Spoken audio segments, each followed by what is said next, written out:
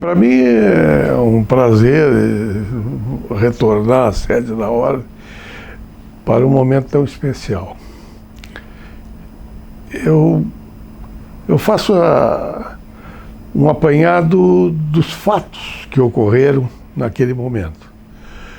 A Ordem entrava num momento de luta política. Era um movimento brasileiro de direta já, naquele período. Era um movimento também depois de constituinte já, e exclusiva, muito importante, que acabou não sendo. Tá? Bom, e teve, a subseção teve uma ampliação da sua atividade. Primeiro, porque nós estávamos numa sala muito menor que essa aqui, no foro antigo, que hoje tem o colégio ali na 7 de setembro. Bem, ali era acanhado. Eu me surpreendi até que a mesa que estava lá, que é uma mesa muito antiga, de reuniões, ainda permaneça e está bem, foi restaurada possivelmente. Isso chama a atenção do valor que essas coisas realmente trazem para nós.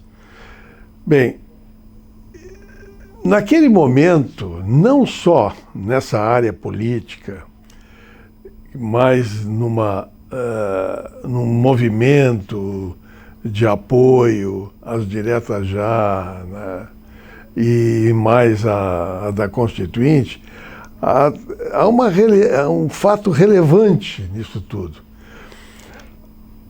A Ordem cresceu. Nós passamos por uma sede maior, na Osório.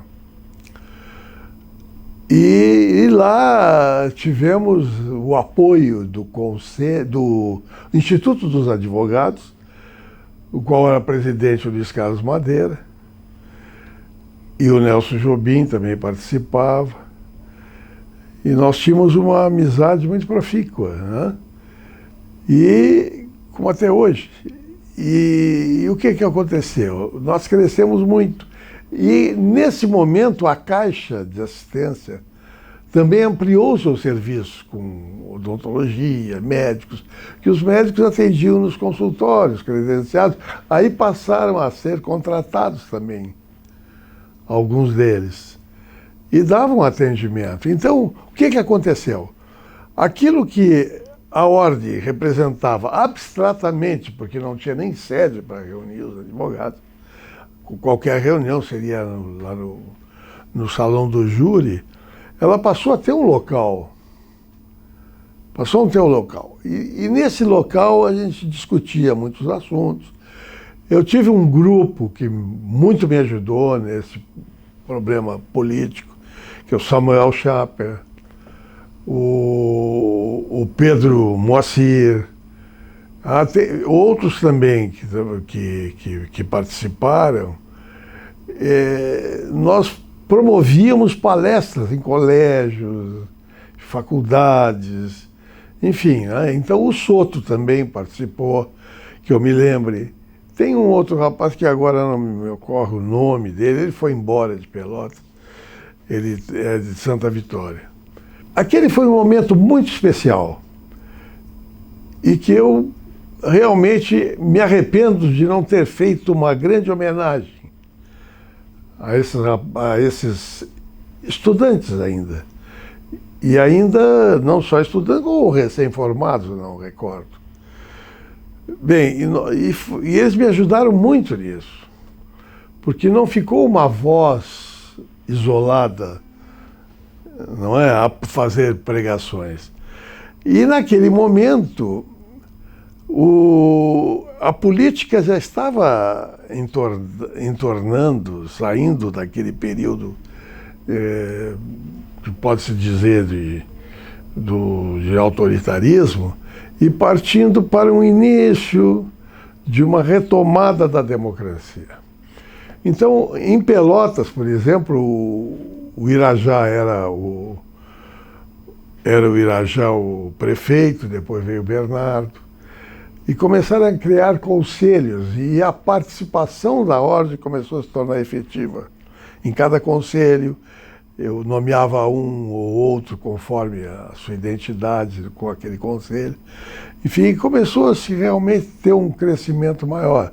A relevância da ordem era muito grande porque a palavra ou do presidente ou do representante da ordem, ele era muito respeitado. Nós tínhamos uma grande harmonia de pensamento e também lutávamos pelo mesmo objetivo.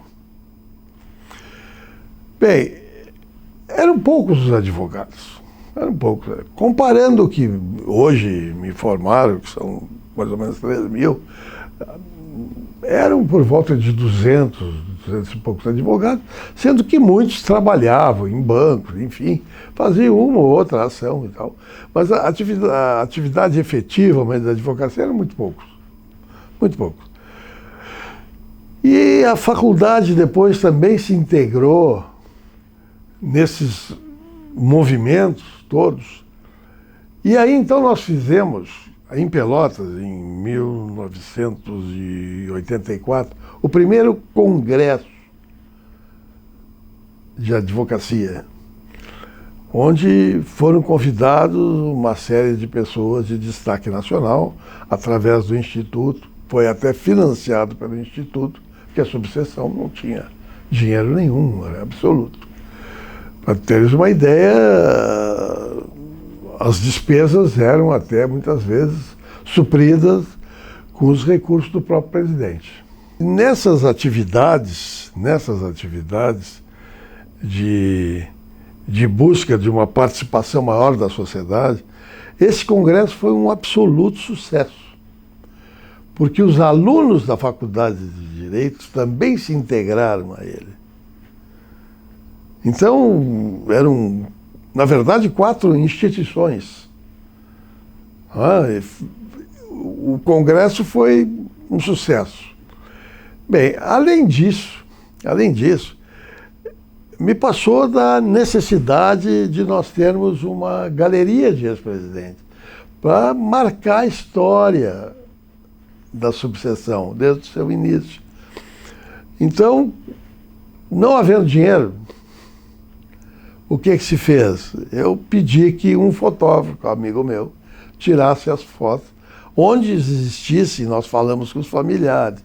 Os que não, que a gente tinha dificuldade, ia na Faculdade de Direito, que a maior parte eram, às vezes, alguns eram professores também, estavam lá em algum quadro, alguma coisa. Então se montou a galeria até a figura do Zé Carlos Almeida, deixando espaço para os futuros, né? E é claro, eu não iria inaugurar uma foto minha, porque eu ainda era o presidente. Bem, olha, foram movimentos muito importantes para o crescimento da OAB. Muito importantes. Tive fatos inusitados, como lutas ferrenhas contra um juiz de Canguçu, que perseguia os advogados.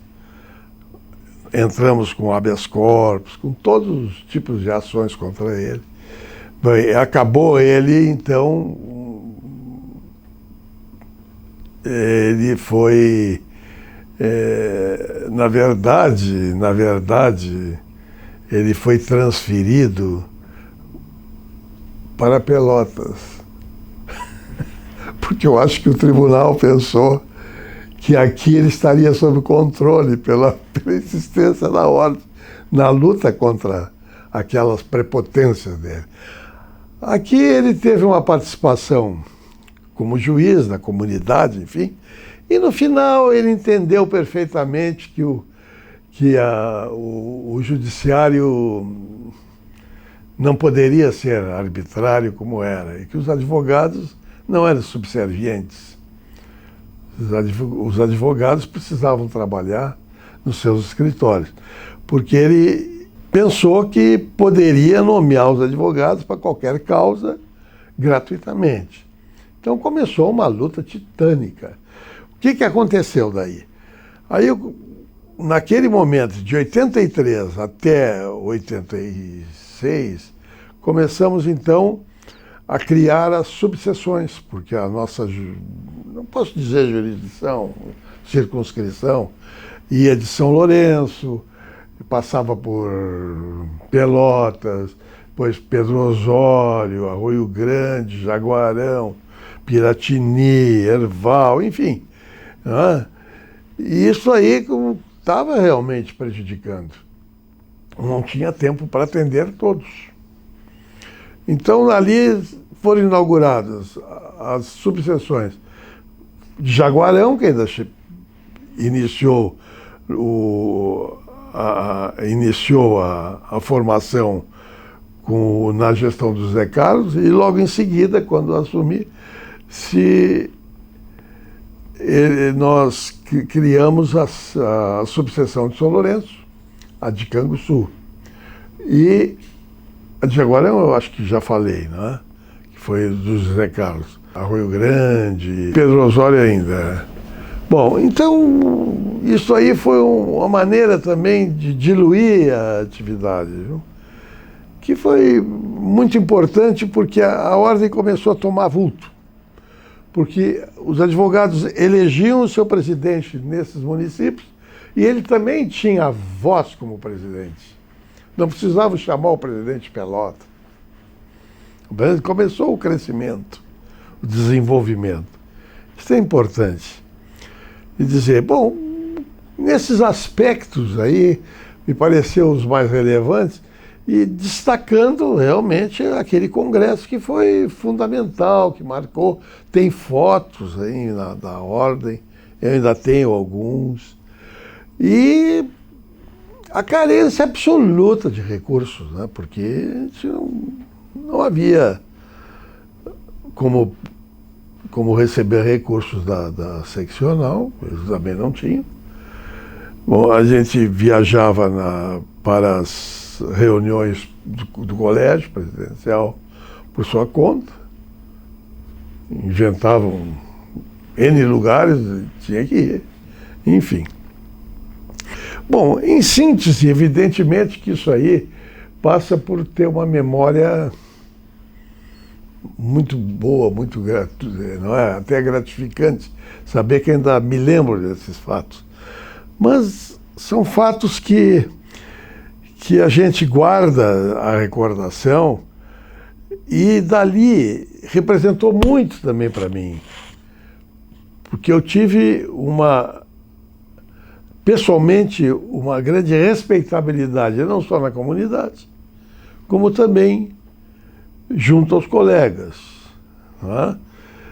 E, enfim, é isso mais ou menos que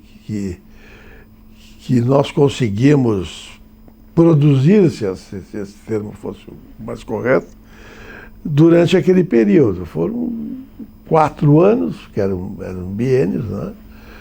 4 anos muito importantes, muito importantes. Logo em seguida, o doutor Alcides de Mendonça Lima, a meu convite, aceitou a presidência, e aí seguiu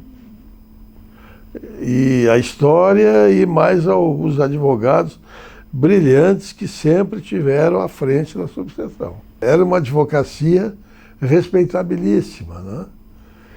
E muitas vezes nos encontrávamos, geralmente no dia 11 de agosto, onde a gente discutia, mas no meio de um jantar, para festejar a data. Na época também, um fato que muito representou, que isso causou uma pequena dificuldade, é que as informações judiciárias junto ao fórum começaram a ser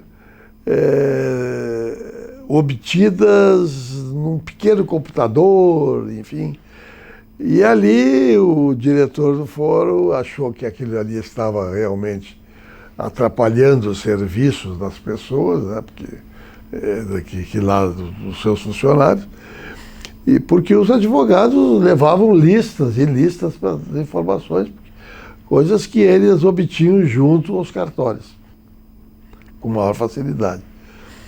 Bom, esse momento foi muito difícil, porque, embora fosse um juiz que, advindo da advocacia em Canguçu, o Dr. Mussi, ele resolveu estabelecer um limite de 5 informações por advogado. Isso absolutamente causou um caos. Porque se tu tinhas 10, 12, 14, tu tinha que entrar 3, 4 vezes na mesma fila para obter mais 5. Saía, enfim, ficou um tumulto. Bom, nesse momento é um caso realmente interessante, porque as reclamações começaram a partir até dos advogados, e minha também, e o tribunal resolveu mandar o corregedor para saber o que estava ocorrendo. Bem, o Breno simplesmente ficou indignado, porque nós teríamos feito uma representação junto à corregedoria e não ter falado com ele antes.